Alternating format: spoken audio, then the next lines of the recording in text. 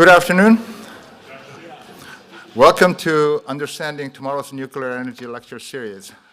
This is a second lecture that we present today as part of the Purdue-Duke joint study to study the feasibility of the applying advanced nuclear technology to meet campus communities' long-term energy needs. My name is Seung-Jin Kim, Captain James F. McCarthy Jr. and Cheryl E. McCarthy Head of the School of Nuclear Engineering. Before we begin, let me introduce our Senior Vice President of Administrative Operations, Mr. Mike Klein. Mr. Klein leads this feasibility study as a member of Principals in Charge, and he will share a few words on behalf of the university about this important initiative and introduce the speaker today. So please join me in welcoming Mr. Mike Klein. Mike. Thank you. Thank you, Seung-Jin. Good afternoon. On behalf of Presidents Mitch Daniels and President-elect Meng Shang, I welcome you to Purdue University.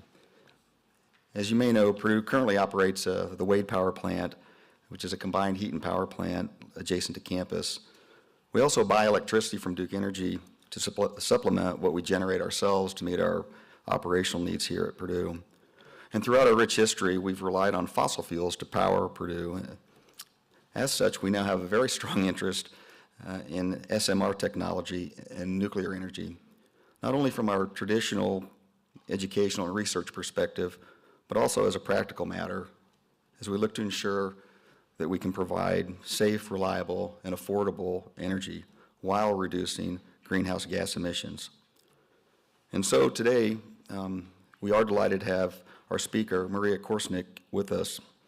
Maria Korsnick is the President and Chief Executive Officer of the Nuclear Energy Institute, the nuclear industry's policy organization in Washington, D.C. She has an extensive background in energy policy and regulatory issues.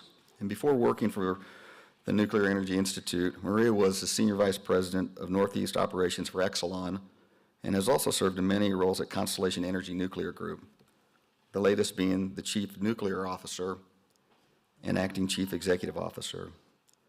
Today, Maria will be speaking with us about the new landscape for new nuclear. Please join me in welcoming Maria Korsnick.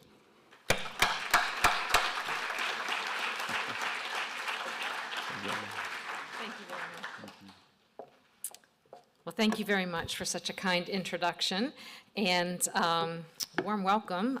Thank you guys for inviting me here today.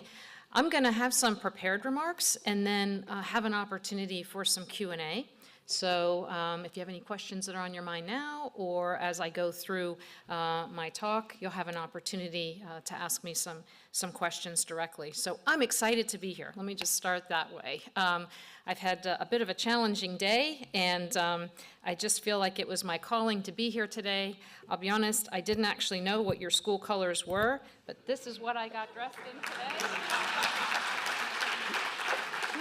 So I can tell you the first outfit was kind of a pink red, and then I came to learn that that's like your chief opponent. And so I thought, oh my gosh, I almost made such a terrible mistake. But anyway, I feel like I was meant to be here today. I'm happy to be here today. And so let's spend some time together talking about the fantastic landscape for nuclear energy. I'm a nuclear engineer. I graduated lots of years ago. I graduated in 1986. So I've had a lot of time in the nuclear industry. Most of my experience is in power plants. I was about 30 years in power plants, and then the last 5+ years now in the policy side. So I'm happy to answer questions from any of that experience that you might have. All right, so again, warm welcome. Thank you so much for having me present in this lecture series. It's really wonderful to be here in person. I have had several meetings with some of your team here via Zoom, and I am just so excited that we're actually connecting in person now instead. Big special thanks to Dr. Kim for inviting me here and President Mitch Daniels, who invited me to join the Purdue-Duke Nuclear Feasibility Executive Advisory Committee. And it's also a real privilege to be part of all of the exciting work that you're doing here at Purdue. You know, my view is that the universities are really the training ground for the professionals who are going to build our clean energy future, whether they're working at our existing fleet of nuclear reactors or deploying the next generation of nuclear technologies. And Purdue, you guys are leading the way. So again, excited to be here. I'd like to congratulate Dr. Kim as well as President-elect Mung Chang on the amazing program that they've built here. And today I'd like to share really a very simple message with you, maybe two messages actually. The first one is this: there has never been a more exciting time to be a part of the nuclear industry. And the second is, we need you to do it. We need your help because we are at a crossroads, both for our industry and the planet, quite frankly. The climate crisis is no longer a vague, sort of theoretical discussion. Droughts, floods, wildfires, they're all intensifying. Power blackouts are becoming more common, and our adversaries are manipulating the world's fuel supply while they threaten the stability of electric grids and abuse their leverage over our allies. This past week alone, we've watched the devastation of Hurricane Ian in Florida and across much of the Southeast. Millions were left without power, and hundreds have been displaced. There's really no doubt that a changing climate is at least contributing to the intensity and frequency of these natural disasters. Leaders in the U.S. and abroad have recognized that our response to the climate crisis is intrinsically tied to our electric grid, our economy, and our energy security. So we need to reduce the carbon emissions, and quickly. There are near universal consensus that we have to bring carbon emissions from electricity close to zero by mid-century. And to decarbonize the economy at large, we need to cut emissions in transportation and at the industrial facilities that currently rely on fossil fuels. These sectors make up a huge percentage of our global emissions. So to accomplish that feat, we have to use every clean energy source at our disposal. Nuclear energy is the most reliable and scalable carbon-free option that we have. And that's why, as we look at it, we're saying it's the key to building the clean energy future that we envision. But we have to get moving. Governments and corporations have announced some pretty ambitious decarbonization plans, but if we're going to make those plans a reality, we really can't just tinker around the edges. Instead, we really have to ask ourselves, if we were designing a low-carbon energy system to be both reliable and affordable, well, what would it look like? So for a moment, I want us to imagine a future, let's say 30 years from now, after we've successfully built this system. So in 30 years, the changing climate will have, in fact, changed our way of life. We will have maybe felt the ongoing consequences, but we heeded the warnings. We moved quickly to decarbonize our energy sector, and we drastically reduced emissions and avoided some of the worst-case ecological disasters. And we did that by investing in every carbon-free source at our disposal, but especially nuclear energy. We invested heavily in next-generation technology, and we also preserved and expanded our existing nuclear capacity while preparing our supply chain to build at scale. And it's this clean energy future, hundreds of nuclear reactors, from the existing models to newer advanced reactors. They dot the landscape. They form the backbone of a stable energy system that enables large shares of other carbon-free sources like wind and hydropower and solar, alongside the latest in energy storage and hydrogen technology. Now, these reactors can produce ample electricity as well as other products such as process heat and hydrogen, all while eliminating energy-related air pollution and the illness and death that causes. And they run uninterrupted every hour of every day, rain or shine. Most designs only refuel once every few years, if not longer, and they're far less prone to supply disruptions and price fluctuations that, say, coal and gas have that they've replaced. In the next decade, Constructing and operating nuclear plants is going to support hundreds of thousands, if not millions, of good-paying jobs. And we're going to rely on your generation to help grow this workforce. In this future, the United States is energy independent and exporting our technology to allies and partners around the world. Sounds pretty good, doesn't it? Well, that future is within our grasp. We need the right policy choices, but we also need you, the generation who will actually build and operate these systems. And if we get both of those, nuclear energy will be the key that unlocks our zero carbon future. Just like you, many of you, I studied engineering as an undergraduate. And when I left school and I started my career in the nuclear industry, I was really very excited. But you know, at that time, again, back in 1986, there was also a sense that I might have missed the most sort of innovative years of nuclear, because most of the existing fleet had been built, and following the accident at 3 Mile Island, enthusiasm for new nuclear, well, it was dampened a bit. Today, the landscape could not be more different. And I'm here to tell you that the world, quite frankly, is your oyster. As the president and CEO of the Nuclear Energy Institute, I spend a considerable amount of my time talking about climate and energy policy with leaders across the world. In fact, I just came back from Vienna, where I was this past weekend into the first part of this week. There's really been a sea change in the perception of nuclear energy. It has steadily gained recognition as an indispensable tool for driving down emissions. In Washington, D.C., where we've built a bipartisan coalition that's committed to that truth. In 2021, the Biden administration declared the next few years a can't-miss opportunity for nuclear. And U.S. Energy Secretary Jennifer Granholm has also called nuclear an absolutely critical part of our decarbonization equation. And that commitment has been followed by unprecedented action in Congress.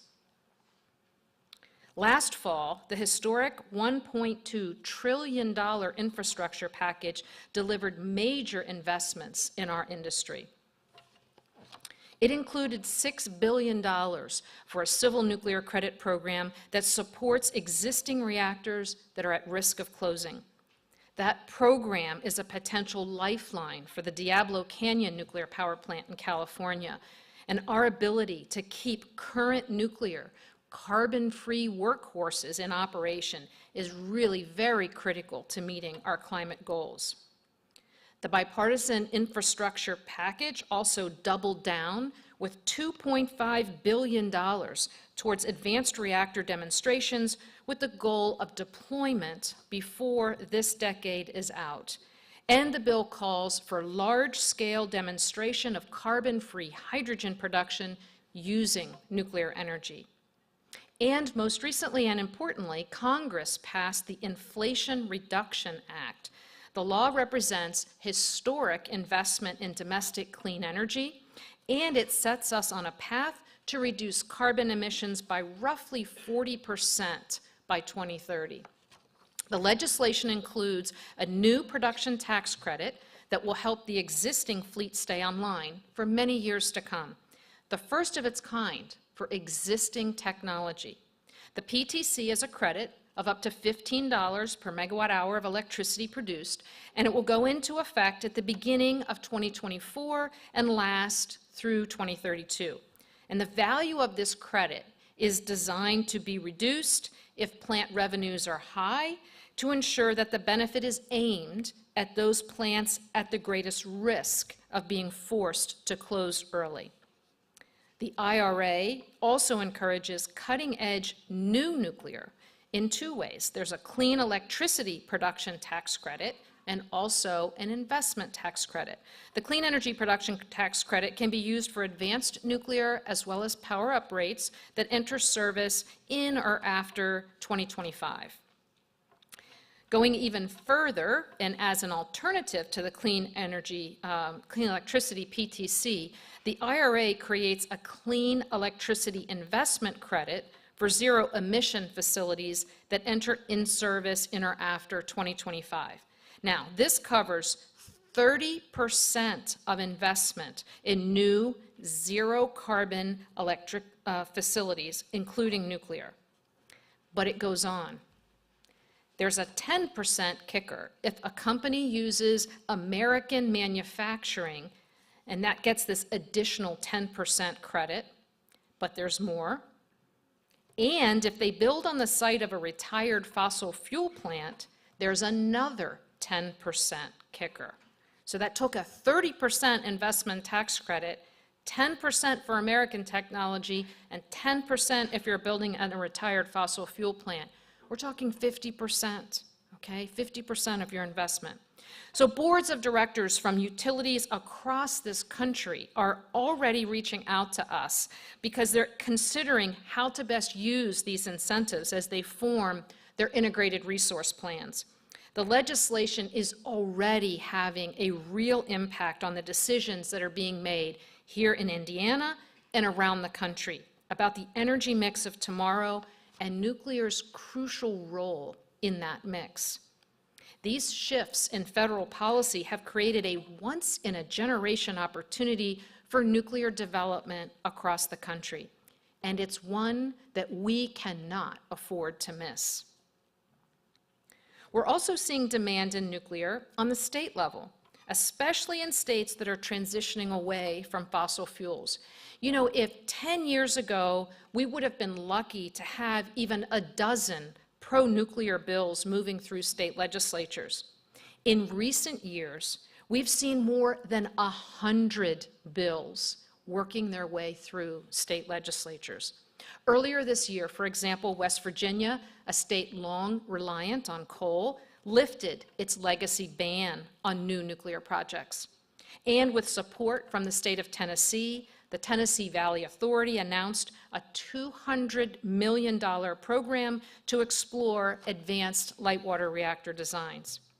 And right here in Indiana, the state legislature passed a law paving the way for small modular reactors, and I understand 2 leaders of the Purdue University Women in Nuclear chapter, Liz Bramer and Morgan Smith, traveled to the Indiana State House with a delegation of their peers to testify in support of the bill in front of the Senate Utilities Committee. Hey, let's give a round of applause for them.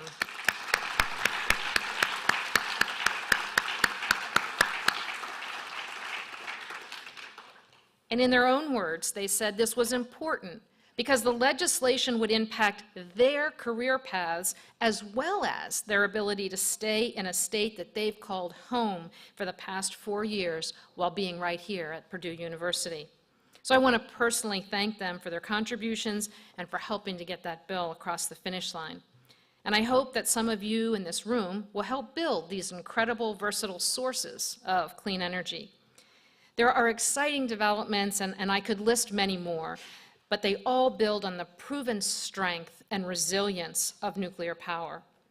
Our existing nuclear fleet accounts for nearly 20% of the total U.S. electricity today.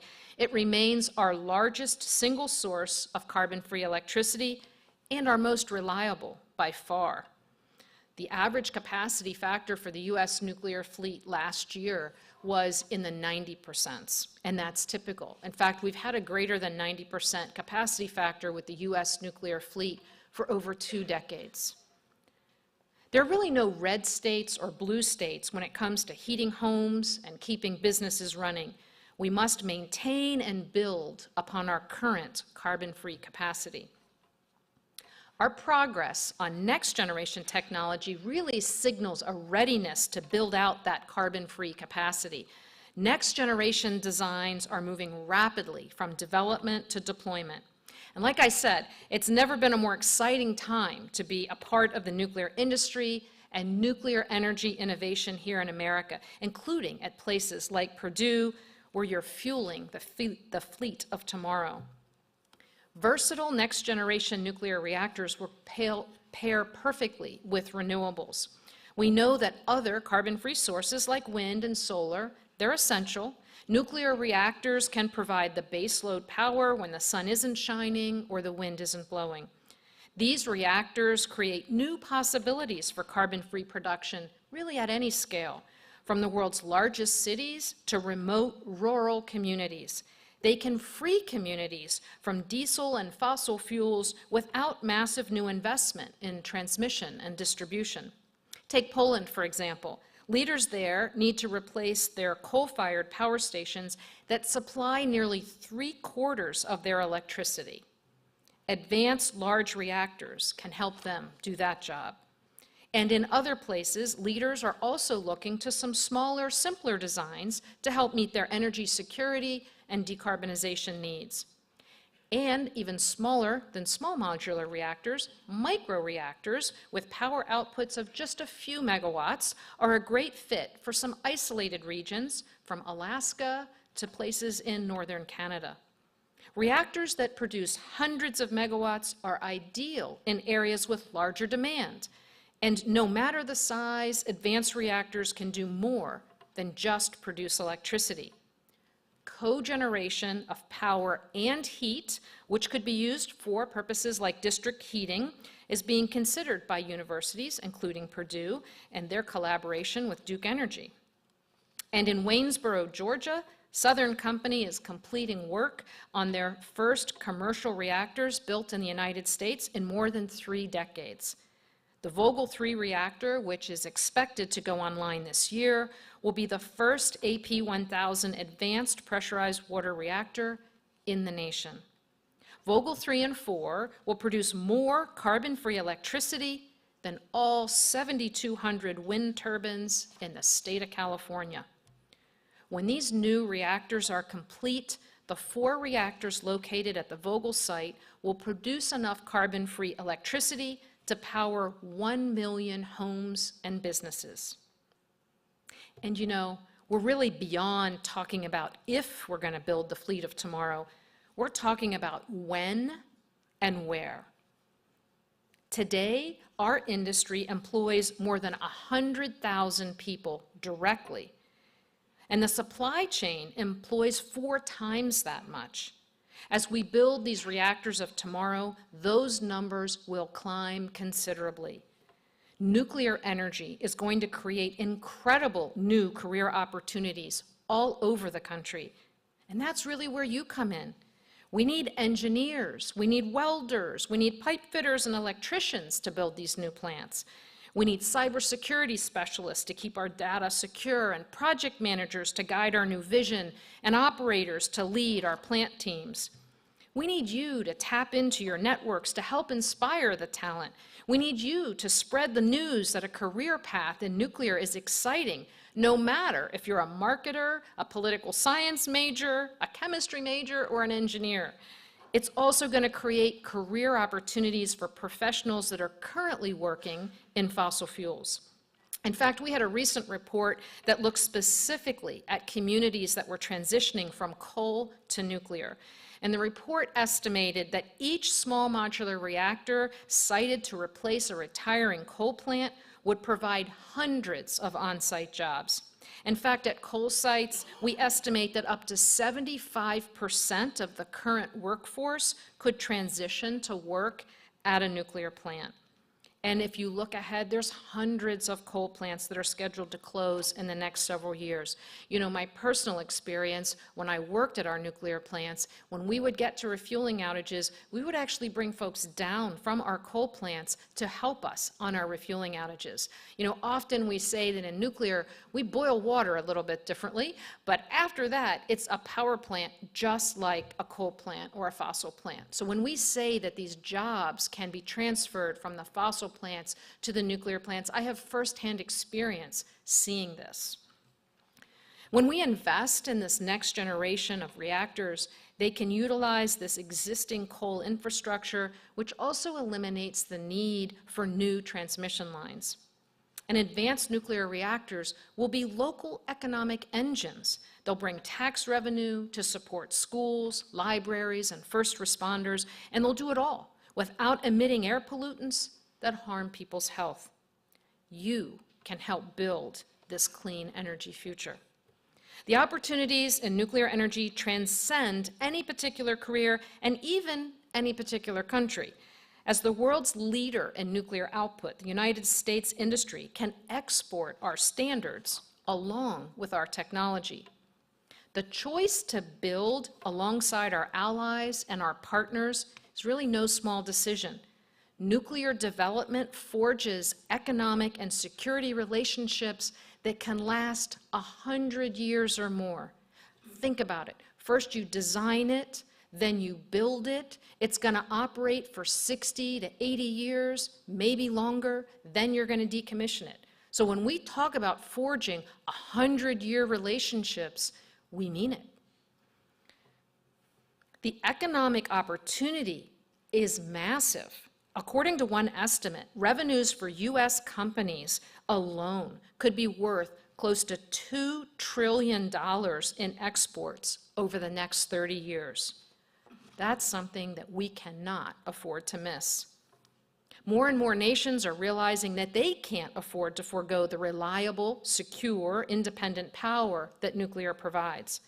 Shutting down plants or shunning next-generation builds endangers both climate goals and energy security. In fact, let's take a look at Germany.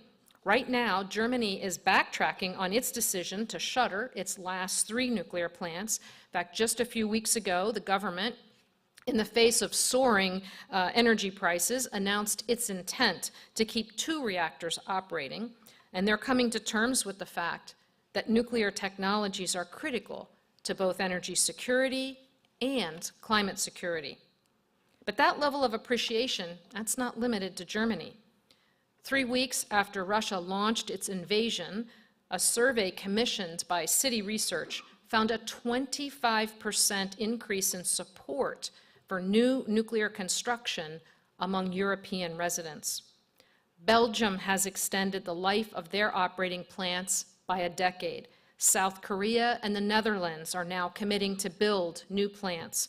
The United Kingdom and the Czech Republic are increasing their targets for new capacity. As I mentioned, I was just over in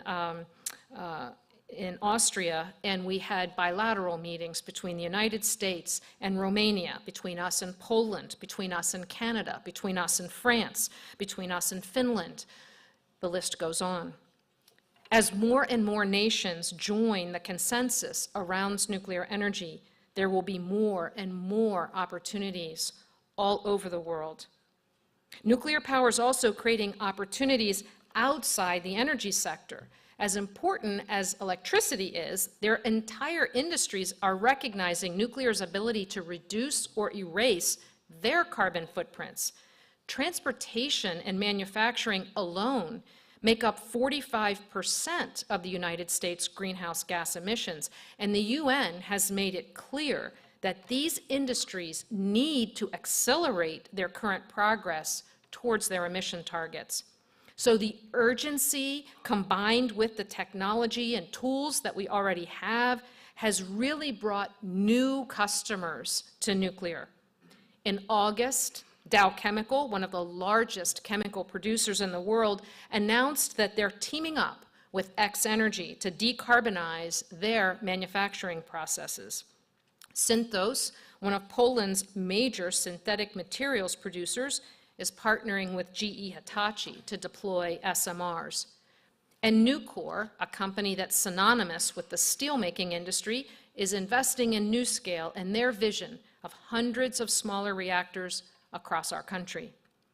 Advanced reactors are the solution that these industry giants have been searching for, and they can provide the reliable, cost-effective, carbon-free generation that's needed to decarbonize supply chains. Reducing emissions allows manufacturers to sell companies like Ford and Toyota and Tesla and others who have already committed to reducing their carbon footprints. Looking ahead, we expect to see even more industrial use of nuclear energy, including the production of clean hydrogen for the manufacturing and transportation sectors. You know, at this point, our challenge isn't going to be lack of demand. It's going to be, can we build fast enough to meet the demand that's before us. And we're not talking about demand for 10 or even 20 reactors. NEI recently polled our chief nuclear officers, and these are folks that operate our current nuclear plants, so our member utilities. Together, they are expecting to add 90 gigawatts of nuclear power to the grid in the United States, and the bulk of that coming online by 2050. Now, just to put that in perspective, we have about 90 gigawatts of nuclear today. So we're talking about doubling the capacity of nuclear in the United States by 2050. Now let's talk about doing that with small modular reactors. So just for the heck of it, let's imagine that small modular reactors, let's give them about a 300 megawatt size. That would be about 300 new small modular reactors in the next 25 years. Again, that type of production would double the US nuclear output that we have today. But here's the thing, that's just polling the companies that operate nuclear plants today. It doesn't include the growing list of utilities who are new to nuclear and demonstrating interest already in advanced technologies. And this survey was done before the incentives for nuclear that were included in the Inflation Reduction Act. So interest in nuclear was big before, and now it's going to be bigger than ever. I began this with sort of a vision of the next 30 years. If we're going to achieve that vision, we can't wait another year or even another 6 months to act. That's where you can help. As an engineer, I'm telling you that we need each and every one of you to help propel this transformation forward. And please know that you'll be helping secure our energy supply as well as our clean energy future. I spoke earlier about Purdue students who were making real change through the advocacy. No one can speak better for our industry than all of you who know the clear benefits of nuclear energy. So as people inevitably will ask you questions, meet them where they are and engage with them truthfully and bring your unique perspective to the table. And another way that you can participate in advocacy work is through Nuclear Matters. It's a national coalition of grassroots advocates that are working to inform the public and policymakers about the climate benefits of nuclear. In fact, we just wrapped up a campaign at the University of Michigan that engaged students that are interested in being a part of the climate solution. So I encourage you to visit nuclearmatters.com and to get involved. So I'm going to close with emphasizing that we can't win without you. Today's leaders can't make all the plans in the world. They can make all the plans in the world, but without your dedication and your determination, well, we simply can't make those plans work. So I know that working together, we can make it happen. Thank you very much.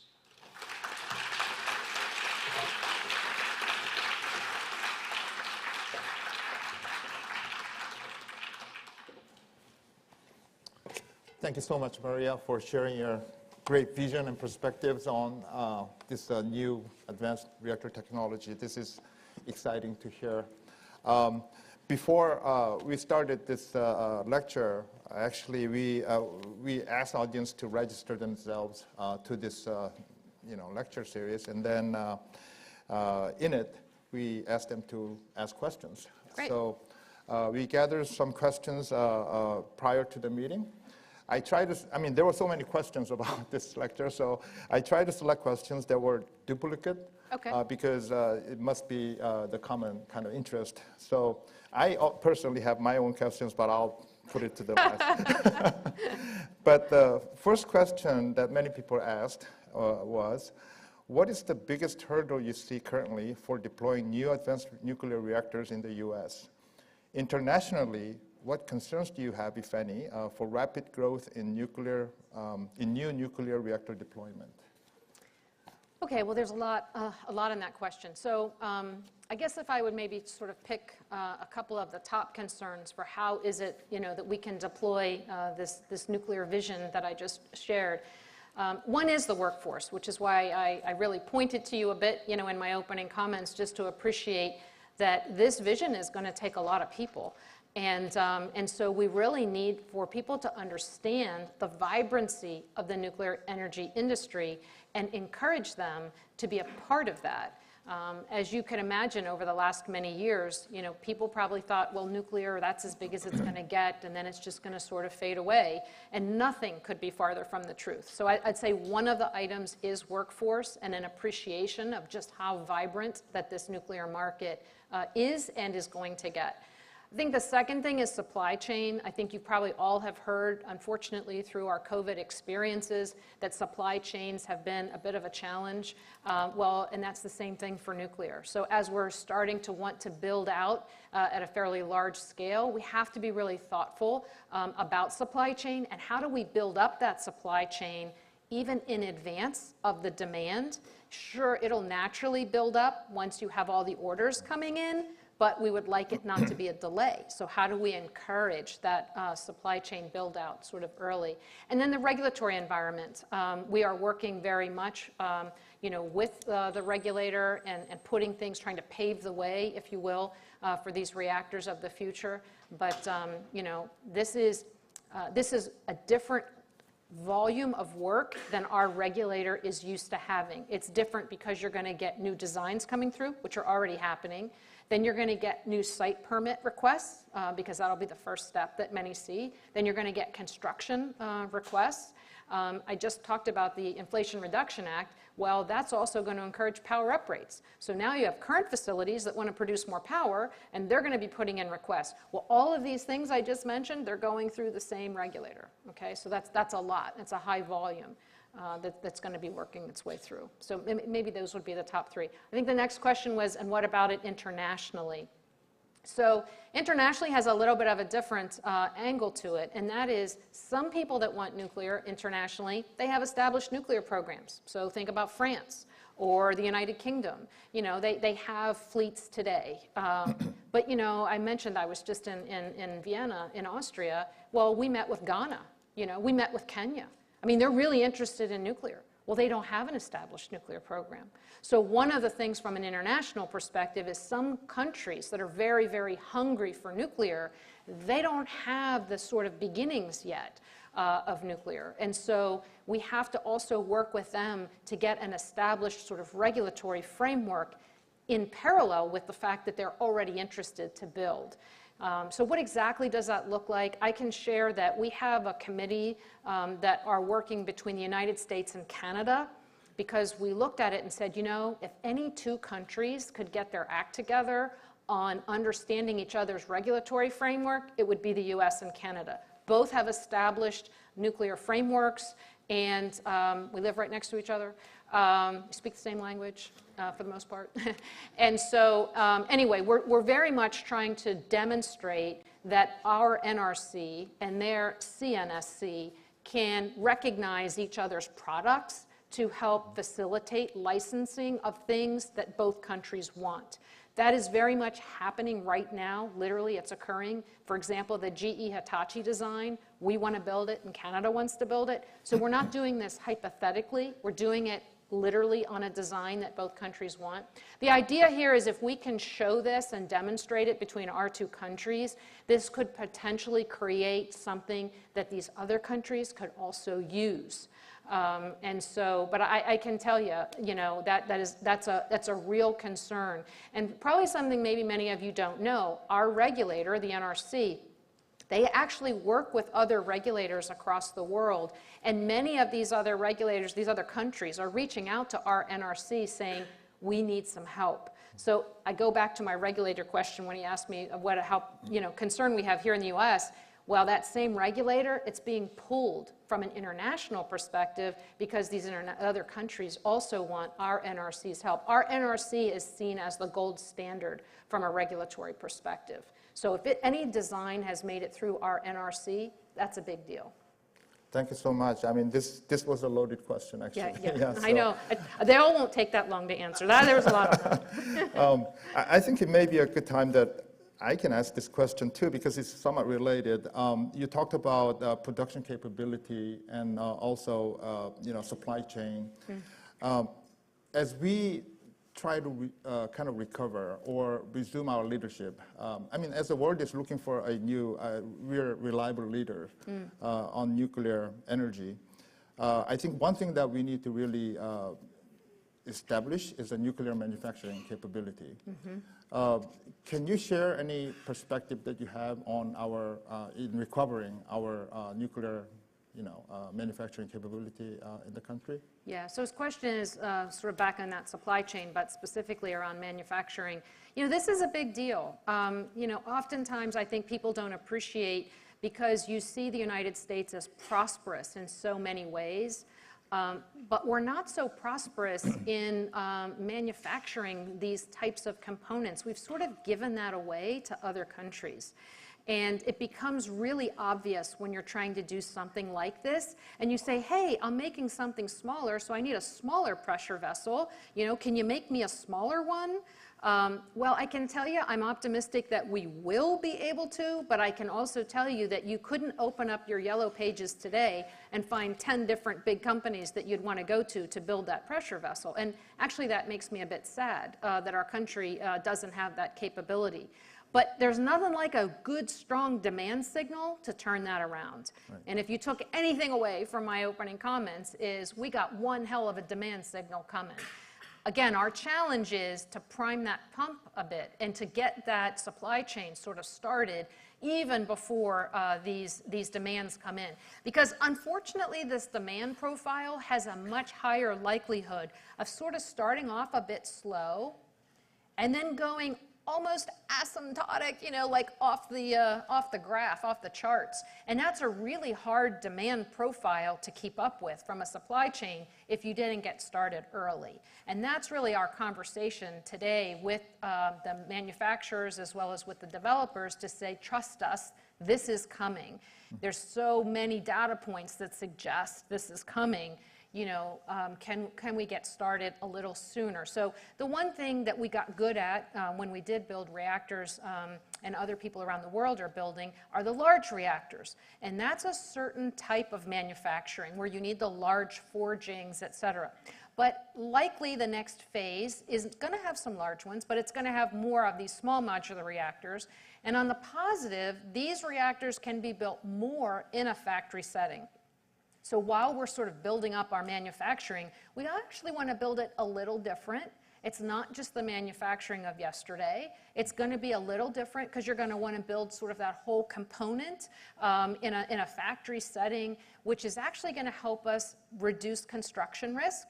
Because instead of sort of building that, if you will, stick building it at site, it's going to be a whole lot more of building sort of most of it in a factory and delivering it to site. So I think that's sort of the phase that you're going to see, but it is going to take us a while to kind of get started on that. And actually, I think it gives us, university, like a research institution, gives an opportunity to look into advanced manufacturing as well. Absolutely, for, absolutely. Advanced reactors. So, well, I think the next question is also very much of an interest of many people. They asked a lot of questions about disposal of spent nuclear fuel. So the question goes, some European countries, such as Finland, Sweden, and Switzerland, made progress in geological disposal of spent nuclear fuel by having the country's nuclear utilities forming and supporting an organization to develop, site, and license. What does the U.S. plan to do in moving forward? Will the nuclear waste, to be more specific, will the nuclear waste be transported to so-called Waste Isolation Pilot Plant, WIPP, in New Mexico? So if you can share some perspective about nuclear waste. Sure. Yeah. I'm gonna start a little bit broad, and then I'll come down to some of the specifics that came in that question. So I'm going to start by saying, I think we should really hold our head up high when we talk about nuclear waste, and I would encourage you to do that. When I'm out talking to folks, I said, you know what, I'm very proud of this industry because I believe this industry has been the most responsible with its waste stream. Okay, there's many forms of energy that threw their waste right up in the air for a lot of people to breathe it, and there's many others that are creating waste that have sort of no idea. With the nuclear industry, we know exactly where it is. We know exactly what it is. It's safely stored. It's protected. Now, it's not very efficiently stored. We have it scattered about at all kinds of different sites, et cetera. But we know exactly what it is, and we know exactly where it is. If you took all of the waste that we have made from commercial nuclear industry, so let's just round it out and say we've been doing this for 50 years, okay? All of the waste from the commercial nuclear industry, it would fit in the size of one Walmart store, okay? So when you talk about volume of waste, it's a relatively small volume for the amount of energy that it has provided. In fact, that's the whole point of nuclear power, right? If you take a nuclear fuel pellet that's like the size of your fingernail of your thumb, it's equal to a ton of coal. Okay? The whole point of nuclear is that it's very energy dense. And in that same way, you have relatively a small footprint on waste. So do we need to solve the waste problem? Yes, we do. Are we working on it? Yes. Is it slow and painful? You betcha. But at the same token, we have to kind of put that all in perspective. Okay, so let's go to what is in fact happening. We've made sort of political mess out of trying to figure out where we want to bury this stuff. And so I would say that Yucca Mountain, which is sort of the current, I'll call it law of the land, although nobody in Nevada is interested in it. And so we have to sort of figure out ultimately what that long-term answer is. And that's what the person mentioned in this question. Finland just did that. They have spent the last many, many years trying to figure out a consent-based process where they got people's consent to site a deep geologic repository, which they did, which they've built, and they've just opened this past year. So it shows it can happen. And so we have begun, through our Department of Energy, a consent-based siting process. Not for a long-term geologic repository. The first step, as I mentioned, we have this waste sited at all the different sites that used the fuel to begin with. So the first step is to get more efficient. Let's put it all in one place or maybe a few places. And that's called consolidated interim storage. And that's what the Department of Energy is doing right now. They're siting, or they're in a consent-based siting process to identify locations for a consolidated interim storage. The other conversation that has come up and will continue to come up now is reprocessing. And so I wanted to kind of bring that. The landscape that we're dancing upon right now is really changing. And it's changing because these new technologies that we're talking about, some of these new technologies are interested in our waste. And not only just technologies that are reactors. I have some companies that are members of NEI that are interested in using some things that are in this thing we call waste. So I would also ask you to think that, you know, sort of one man's trash is another man's treasure. I look at this waste as saying it's only waste because the thing you got it from doesn't need it anymore.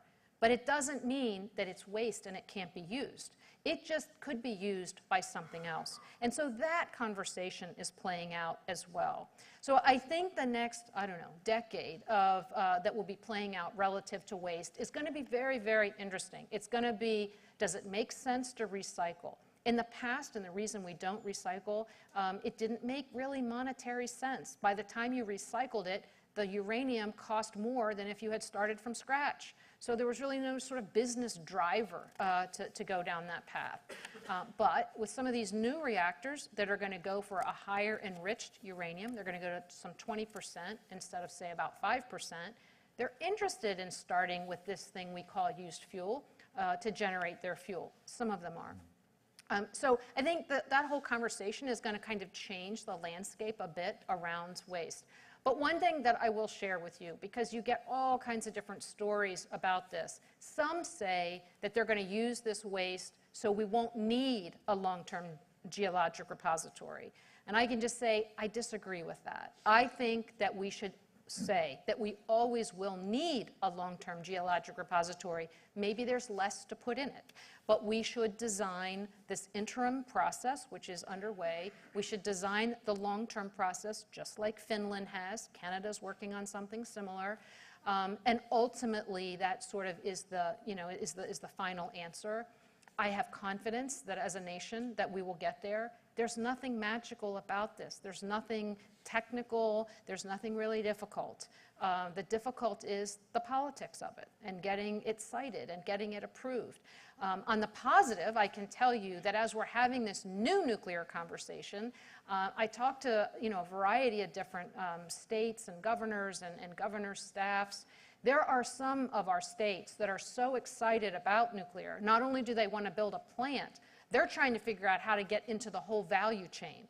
They want to say, okay, not only do I want to build, and I'd pick Wyoming as a great example. They not only want to build one, in fact, they're siting one at a existing coal facility right now, but they want to understand, can they get in the manufacturing business? Can they do other things? And they're even asking questions about, well, I don't know, is getting into the waste, from a business opportunity, is that something? So I do think as we talk about this sea change for new nuclear, it's also a sea change around a conversation around waste and what is it really? And is that a business opportunity? And I just feel confident that we'll shake this out, I don't know, over the next 10 to 15 years. Thank you so much. I completely agree with you in that we should hold our heads up and Yes. really talk about this so-called nuclear waste or spent fuel, Absolutely. and be transparent about it. Thank you. Because of the limited time, I think I'll have to ask you the last question, which I think it's also very, very important in my opinion. You talked about advocacy, right? So what would you recommend community groups, either affiliated or not affiliated with Purdue in general, to do to increase knowledge on potentials of clean and reliable nuclear energy? I think this is a very important question because, somehow nuclear has been hidden in the back over the years, and we passed that time. And I don't know why they did that. I think it's because of the nuclear weapon, right? The way that was introduced to the general public. But I think it's time for us to be more proactive and be an advocate for nuclear energy. So what's your perspectives on how we proceed with this? Yeah, well, thanks for that. I wish I had an easy answer, but it isn't.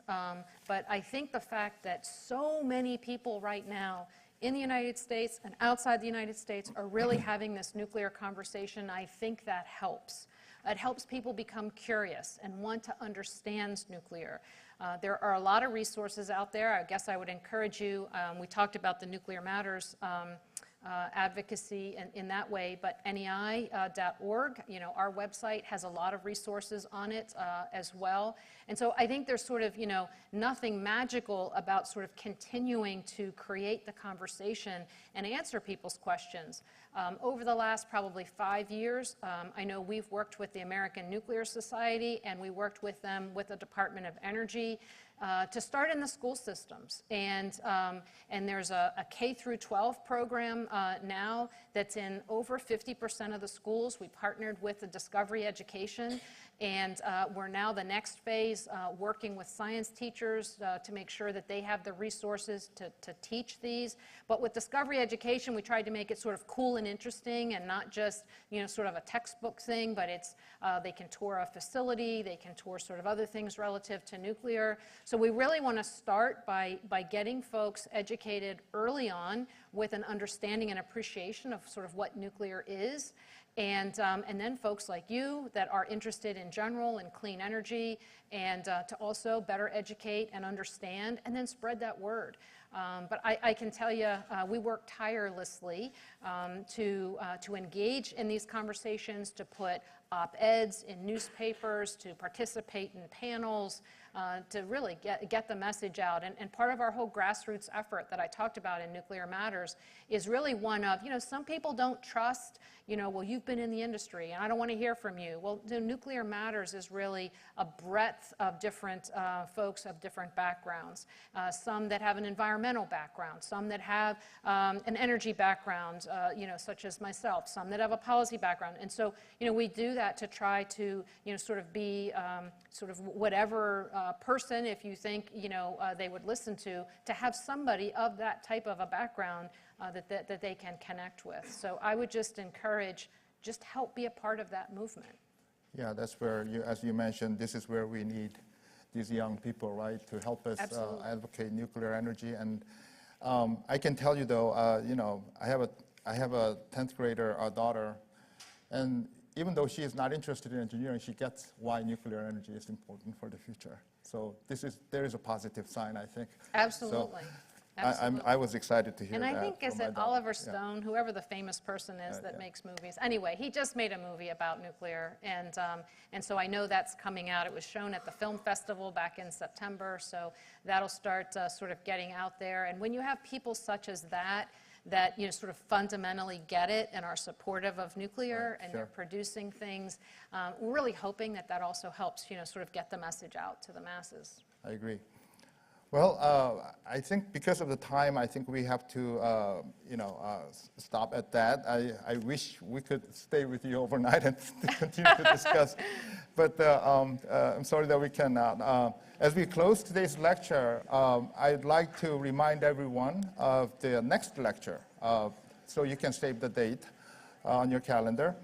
On October 24th, we are looking forward to hosting Mr. William D. Magwood, IV, Director General of OECD Nuclear Energy Agency.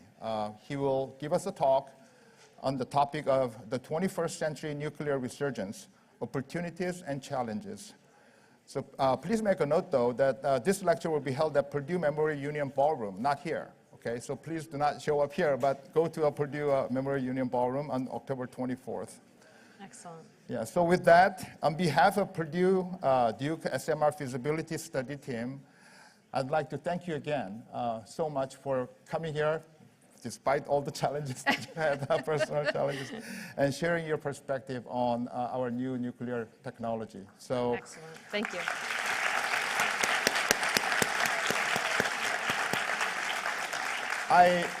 Before closing, I also want to thank you for joining us today, and I look forward to seeing you on October 24th. So thank you very much. Thank you. Thank you again. Thank you Great. so much. Yeah. It was Did great. that go well? Yeah, of course. Yeah.